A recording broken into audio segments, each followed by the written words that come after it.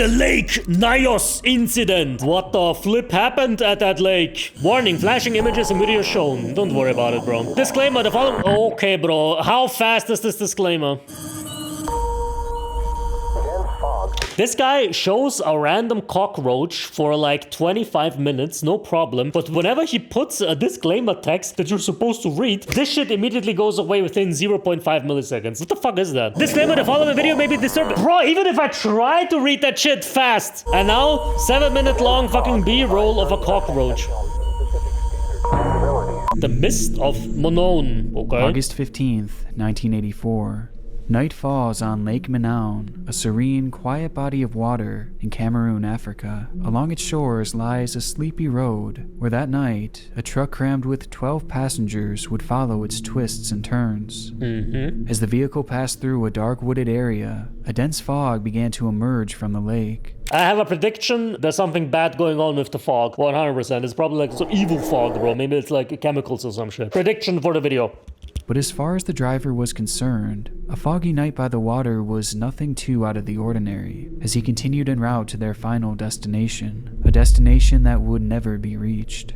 Damn. Moments following the emergence of this heavy fog, the engine within the vehicle began to sputter, before shutting down completely and slowing the crippled vehicle to a stop. Sitting on the roof of the parked truck were 2 of the 12 passengers, who watched as one by one, those inside of the vehicle crawled out to investigate the breakdown. Okay. They watched as the group of 10 walked towards the truck's hood, and they watched as one by one, they began to collapse. I knew it. The fucking fog is toxic or some shit. The entire group of 10 had perished. That day, 37 people in total would lose their lives, with hundreds of livestock suffering the same mysterious fate. Jesus, bro, what was in this fog? It was a disaster that happened in an instant, but to most of the outside world, it didn't happen at all. Left baffled, Cameroon authorities had no explanation to this sudden loss of life, leading to the event almost immediately being covered up and blacked out from the rest of the world. How many people died in total? Like, there's hundreds of cattle just collapsing and people collapsing and dying and shit. How would you even hide this from the news and from the people? What the fuck? If one person died, okay, maybe it's a bit easier to hide. But brother, if half a village collapses, how are you gonna hide this from anyone? And honestly, it may have remained that way forever, had it not been for another event that transpired in an identical manner. Oh god. With this incident proving to be one of the most shocking in human history. What?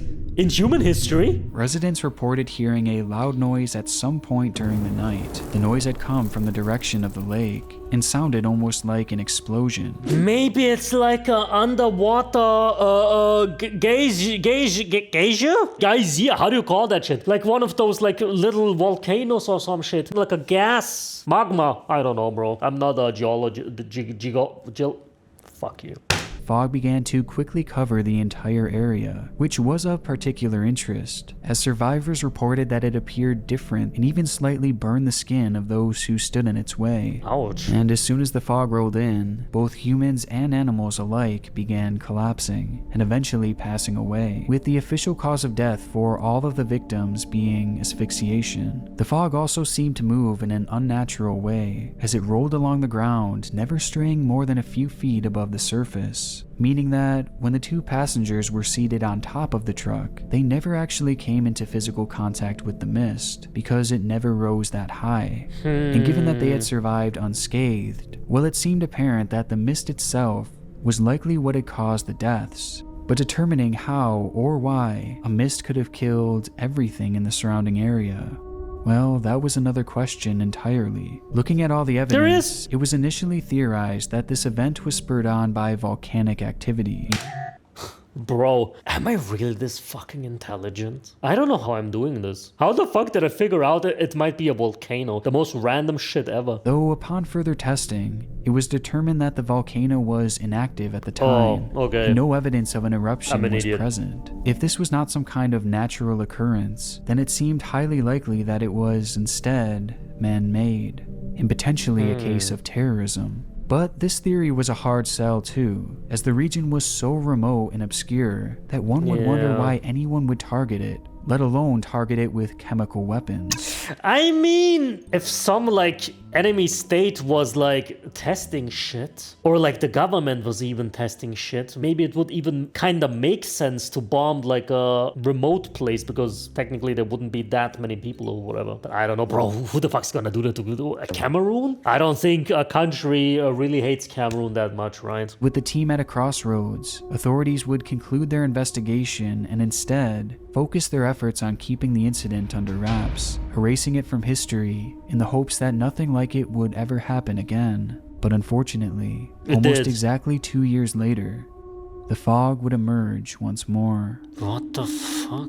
Maybe it's like a factory or some shit. It happened about 100 kilometers away from Manaon, on a body of water called Lake Nyos. Night had fallen on the evening of August 21st, 1986, when a loud noise was heard coming from the water. Quickly, the lake began to bubble, and almost instantly covering the area in a dense fog. By the edge of the lake, a lady named Halima Sully was living with 4 of her daughters, and following the sound of the loud rumble, Halima would be awakened in a state of confusion. Oh god. As immediately after being jarred from her sleep, she began to hear a collage of voices echoing from the village around her. Those sounds were the wailing and the moaning of people emanating from all directions. It was the sound of suffering. Meanwhile, what the fuck in a is house in this high atop gas, a cliff bro? overlooking the region, a man named Ephraim Chi would watch the mist roll in and absorb the houses beneath him. Although he didn't think much of the smoke-like mist, as much like Lake Manaon, fog by the water was fairly typical. That night, Chi was feeling particularly ill, and after watching the mist for a while, he decided to go get some sleep. When he awoke the next morning, he was completely unaware that his life had just been changed forever. Everything around him was perfectly calm, perfectly still. Yeah, probably because everything is dead. The voice of Halima Sully. She could hear her shouting in the distance. "Come here. Why are these people lying here? Why won't they move again?" Bro, imagine you experience that in real life. You just walk down in the village, fog everywhere, and people just lying on the floor, either like dead or like dying or some shit. Jesus fucking like brother. Imagine you're like superstitious and you like believe in demons or something, bro. And this shit happens. Brother, what the fuck? On the ground in front of Halima lay all 4 of her children, none of whom were alive. And they weren't the only ones, as all around them, bodies littered the ground of the village. As Halima searched the area for survivors, she would discover 31 other members of her family, dead within their nearby homes. 31 members of the family? How gigantic is this family? One man living in the nearby village of Sabam had also heard the loud rumble that night. His name was Joseph Nikwain. He described his account by saying, "I could not speak. I became unconscious.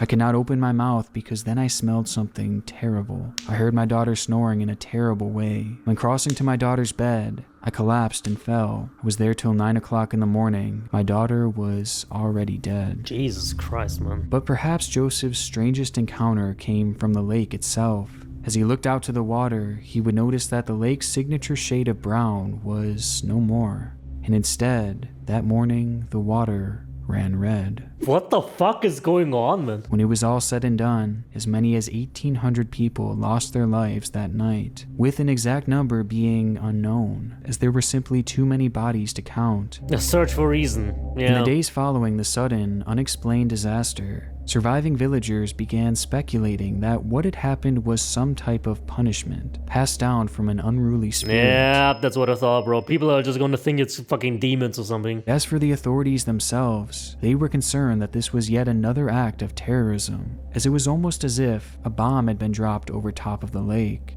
After all, the sound of an explosion was undisputed, causing many to believe that the region was under attack. Only this attack wasn't from some outside force, and instead, it was from nature itself.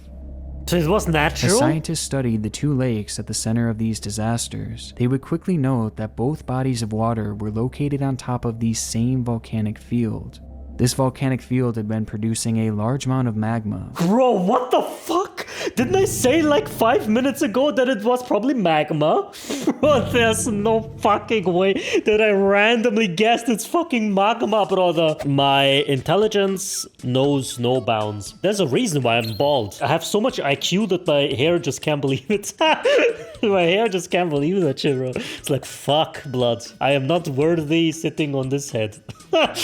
Created carbon dioxide, or CO2, at an alarming rate. This was noteworthy as a huge amount of CO2 had been detected in the water of both lakes following these disasters, which led to the realization that over many years, that CO2 had been building up at the very bottom of these deep, deep lakes. Wait, but is CO2 deadly? I thought CO2 is just, I don't know, like the shit that they put in Coca-Cola or some shit. I mean, I guess if you like breathe it in, you can like, I don't know, like you don't breathe oxygen and shit. But like, I don't know, bro, it seems like everything is just dying a violent death and not like slowly just asphyxiating or whatever. Whatever its cause, ultimately that carbon dioxide would be released and shoot up out of the water in an instant, soaring over 300 feet in the air. What the fuck? The blast was so severe that it even created a tsunami within the lake, with scientists estimating the wave to be over 60 feet tall, before crashing into the shore, flattening all vegetation in the immediate area, though it wouldn't be the wave that proved to be so deadly, Just through as CO2? instead it was the mist it brought up with it, as that fog was made up of almost entirely carbon dioxide. This is literally the same shit that they put in sparkling water, or what? Is it?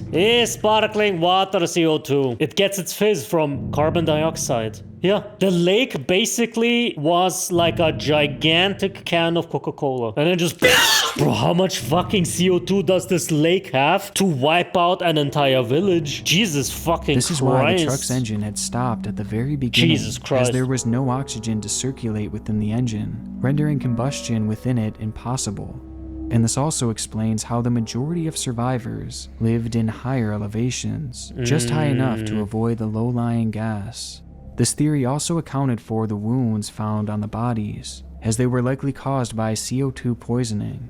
And the lake's red color the following day, well, that change was a direct result of the high level of CO2 in the water. The event sounds so supernatural, so unbelievable, but this theory explained everything and would eventually be universally agreed upon. With this discovery, scientists have now been able to install pipes in the water that allow these lakes to release their CO2 without any large explosions, making Manaon and Nyos seemingly safe from another limnic eruption, at least for now. And fortunately, eruptions like this require a confluence of incredibly precise geological conditions, with scientists only confirming 3 lakes across the entire world that are capable of experiencing such a disaster. Jesus which means Christ, that not bro. only are Lake Manaon and Lake Nyos now safe from these eruptions, but the world as a whole is as well. Well, not exactly. What? What? Chapter 6? The problem arises with that third lake, Lake Kivu, a location where, unlike Nyos and Manaon, there is yet to be any real progress in degassing it. They've added pipes like the others, but they haven't been nearly as effective, for one simple reason: size. Lake Manaon and Lake Nyos are small lakes. In comparison to Lake Nyos, Kivu is Jeez, what the fuck is larger this, bro? and It's has fucking roughly 2 Skyrim. million What the fuck is this lake, bro? It's a fucking ocean. Lake Kivu covers approximately 2,700 square kilometers, 1,000 square miles. This makes it significantly larger than many major cities. For example, it is nearly twice the size of London and over 3 times the total area of New York City. Brother, what is this lake? Bro, this is an ocean. Lake Kivu is vastly larger than the entire playable map of Skyrim. What the fuck? The real-world African lake is about 159 times bigger. This is the lake of all lakes, bro. Kivu is 2,000 times larger and has roughly 2 million inhabitants living on or around its shores, all of whom could find themselves in the midst of a toxic fog should one of these eruptions occur. And as of now, it seems like only a matter of time. Okay, but like, if they can't install those pipes because this lake is so fucking big, then they should invest the money into putting at least the houses of the people on like elevation, right? And on those, what do you call those wooden rods, you know, fucking high houses or whatever the shit is called. I mean, bro, there's like 2 million people living there. There's probably so many houses and stuff. This probably costs $1 billion.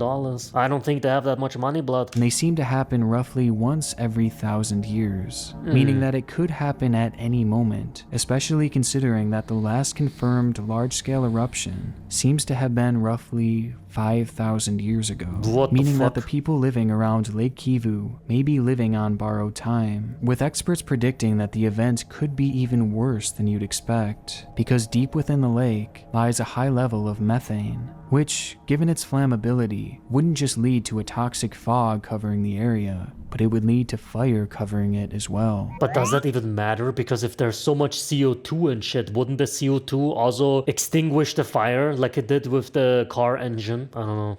The risk is so serious that some have fled the area over fears of an eruption, while others go about their daily lives with no clue of the danger that surrounds them, as all it would take is one earthquake, or an eruption of a nearby volcano, or even something as minor as a cold bout of rain, to trigger what could easily become the most devastating natural disaster of all time. And with this possibility lurking at any moment, all we can really do at this point is wait.